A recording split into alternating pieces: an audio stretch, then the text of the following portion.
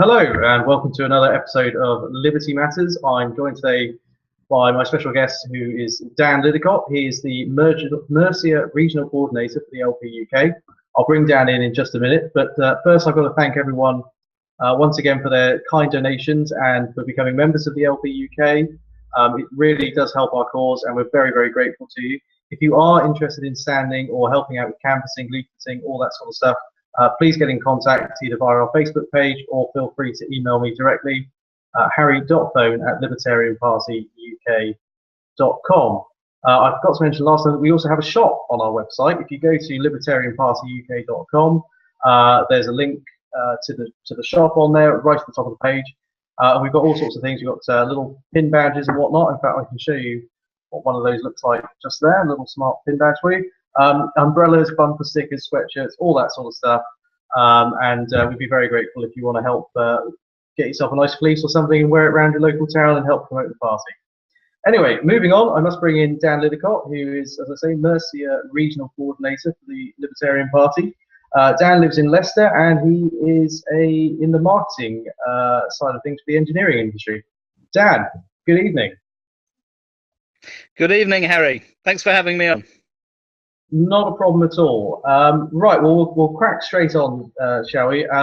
One of the topics I want to talk about this evening, and it's a sort of a bit of criticism we get, is that how can the Libertarian Party influence politics when we are reasonably small, but we are growing? But yeah, how do you think we can influence politics and help to spread the message? Well, the reality is the libertarian movement in the UK is actually quite large. As a party, though, it's got a lot of growing to do. But it's important, I think, that we get that in perspective. When we look at the recent US election that resulted in President Trump gaining office, it was the first time that the Libertarian Party in the US had a presidential candidate. Their party was founded way back in 1971. So, let's not be too hard on ourselves. We are running behind them at a distance of about 30 years, if you like, but I'll probably get to the point that they've reached a lot quicker than they did. Part of it is, of course, the natural independent mindedness of people who choose the libertarian path. So there's an element of discipline, I suppose. Independence has to be put to one side to get people to come together around the bits of libertarianism they can all agree on. You've probably heard the joke, get two libertarians in a room and the only thing they'll agree on is there's only one libertarian in the room. But that's the starting point. And I think one of the strategies of the LPUK that's really going to be successful is to focus initially in local areas. We are a very local oriented party. We're not in favour of centralised government sort of running things by diktat from a remote location. We want government to be relevant to people in the area that they live. So by focusing on getting candidates elected to local councils is going to be the starting point, isn't it? And the more people we can get on board to support the activism that will bring that about, the more people we can get on board to become candidates. That's what's going to make the difference over the next few years. And then from that, we can move on to getting MPs in the Commons. Yeah, absolutely. Couldn't agree more. And I think it's all about kind of bringing together as well the classical liberal types, the anarcho-capitalists, and all those people who generally fall under that kind of umbrella of libertarianism. Moving on, the election, which has had us all scrambling around trying to catch our breath and whatnot. What are your thoughts on this upcoming election and all the topics that go hand in hand with that? Well, I think it's a really exciting time. Brexit has really changed the political landscape in this country, and people that had no interest in politics whatever have really woken up. And I think that's a great thing for libertarianism in the UK, because you will find that people with libertarian leanings are now starting to think and talk in ways about politics that they never did. I mean, myself, I wasn't always a libertarian. I'm a convert, if you want to put it that way. Looking around for that thing that fit, the place to hang my hat, Well, it turned out the LPUK was that place, and I think there'll be many more people like me, probably like yourself, who have sort of discovered this idea of liberty, discovered the idea that actually government shouldn't be trying to do everything for us, and looking for a place to hang their hat. LPUK will be it. The thing that I find most disappointing, I guess, is that we've been given almost no notice about this election. You know, we've kind of been looking forward to preparing for something in 2020 or whatever, but this is very short notice. So it's an opportunity for us, though, to start making some noise about the principles of libertarianism. I mean, the L word just has to be known. We've got to get that word out there. Yeah, you're absolutely right, and I think you're right. It is a great time for libertarianism, because I've been on the phone today speaking to people who are interested in standing for the party, and they are really excited. They're really pumped up for this, and it's very interesting you say about their route to liberty, because for one chap I spoke to, he discovered Ron Paul in 2012, and he I won't say his name, but he'd previously been like a trade union leader back in the day, and now he is. He's gone full circle, if you like, to libertarianism. We're currently working on our manifesto, which should be out on Thursday, all being well. It's going to be a very simple, to the point manifesto that sets up exactly what we want to achieve. And one of those key things about libertarianism, of course, is lower taxation, or low taxation, and reducing the power of the state. What worries me, though, is that we're the only party that's promoting these values, because it seems Theresa is not. Yeah, and that's really quite unusual, I would say, for a Conservative Party, and I think it shows how far left the centre has gone, if you know what I mean. I suppose both Labour and Tory have tried to become a little bit more centrist to appeal to the great mass of voters, but that centre is moving steadily to the left. It's moving more socialist. It's certainly becoming more authoritarian. The state, honestly, is absolutely determined to hang on in there and do more and more for us. You know, that I guess that's my starting point for my thoughts there. There was an article in the Telegraph, I think it was, Jeremy Warner wrote, and it was bemoaning the fact that there wasn't a low tax party, and the fact is, there is. It's us. I wrote him an email to point that out to him, and hopefully he'll pay attention to that, and maybe he'll write us an op-ed about that too. Who knows? Well, I certainly hope so. And I was talking of manifestos again. I was having a look at the Tory manifesto from 2015, when obviously it was David Cameron who put his name to it, and there was a very worrying early on in the sort of contents page of it, which was basically, it said, "We have a plan for every stage of your life," and I just thought that is really worrying. It's just a different way to me of saying from cradle to grave. How do you? I think one of the problems we struggle with as libertarians is getting people out of this mindset of the state will take care of them. How do you see us kind of breaking that wall, as it were?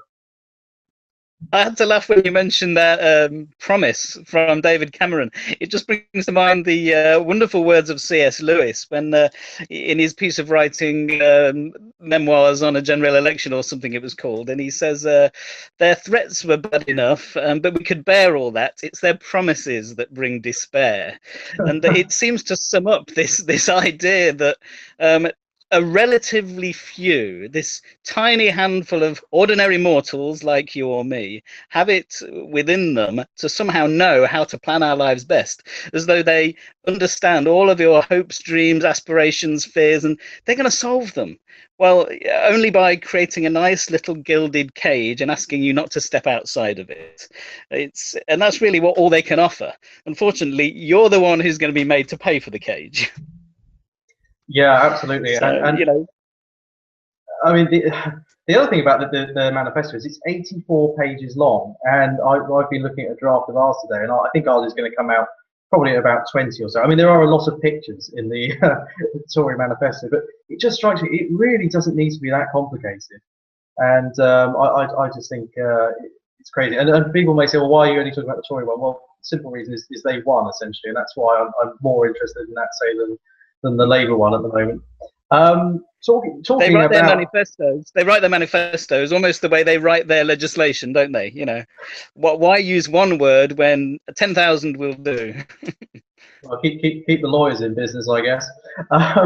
What talking of Labour, and I suppose I better bring in the Liberal Democrats.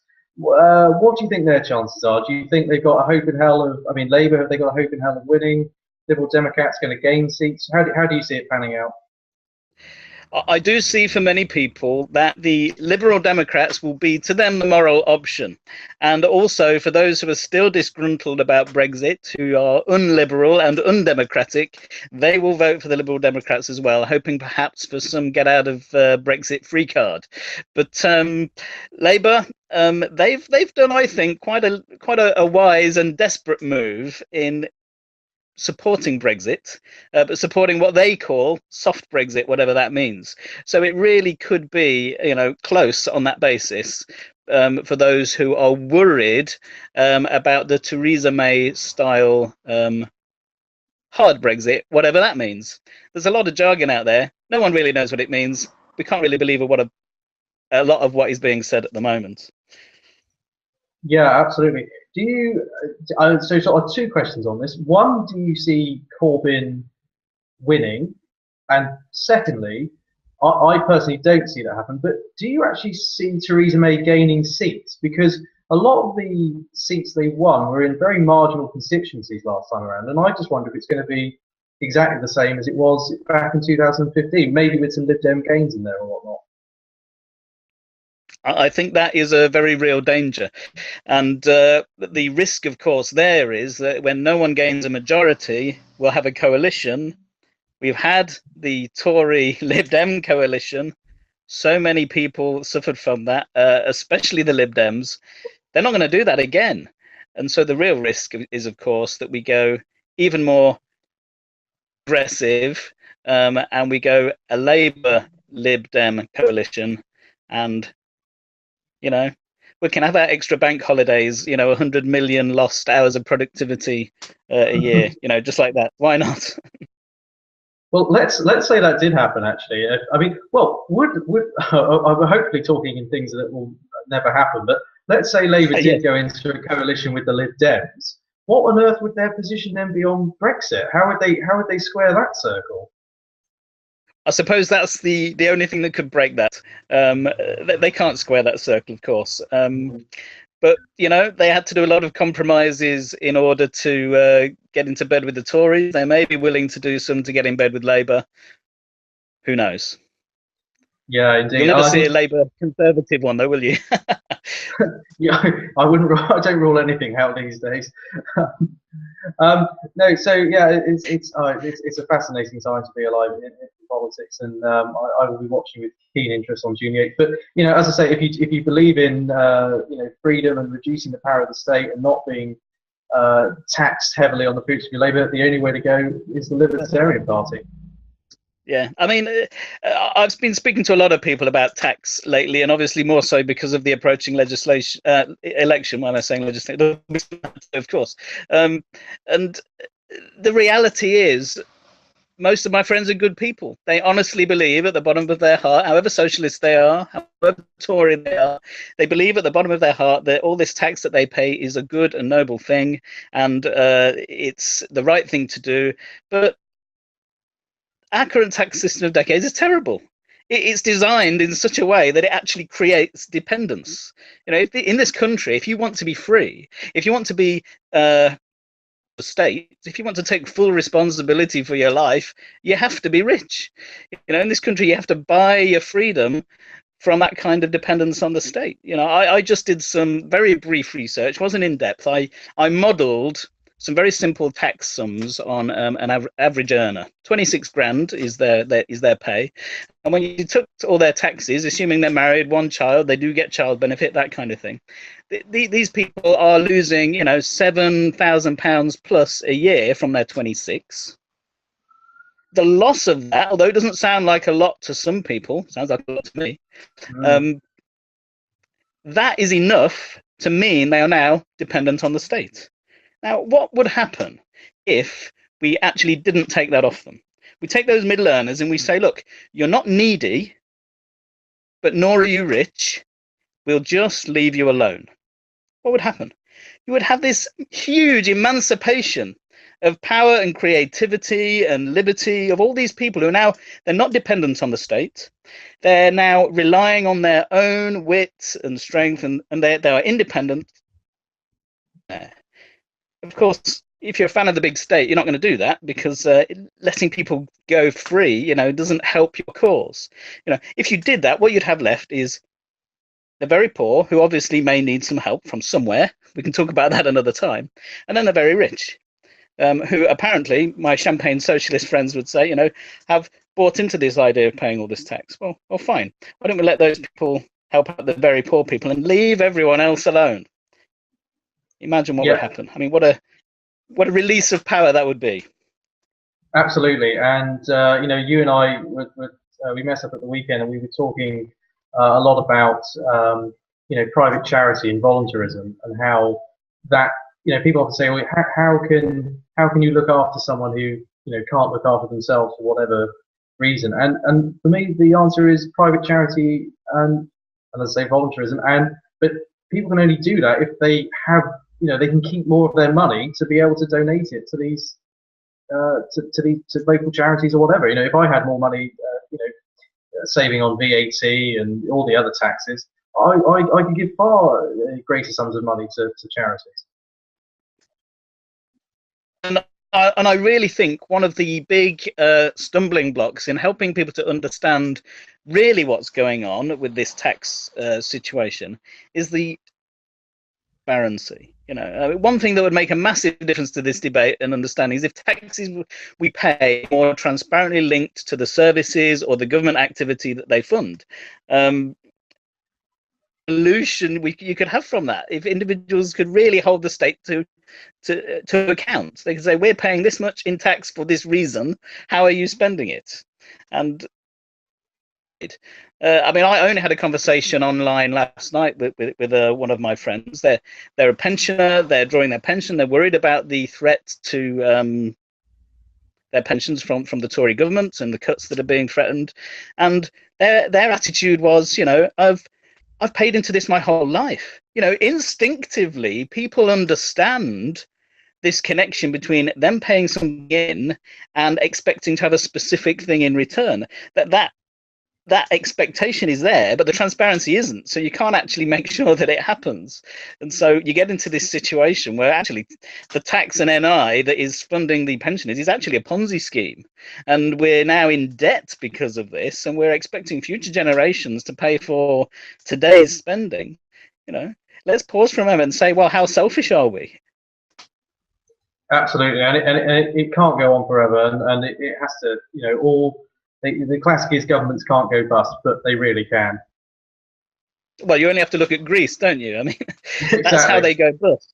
How to privatize a whole country, you know, sell it to the bank. That's how you do it.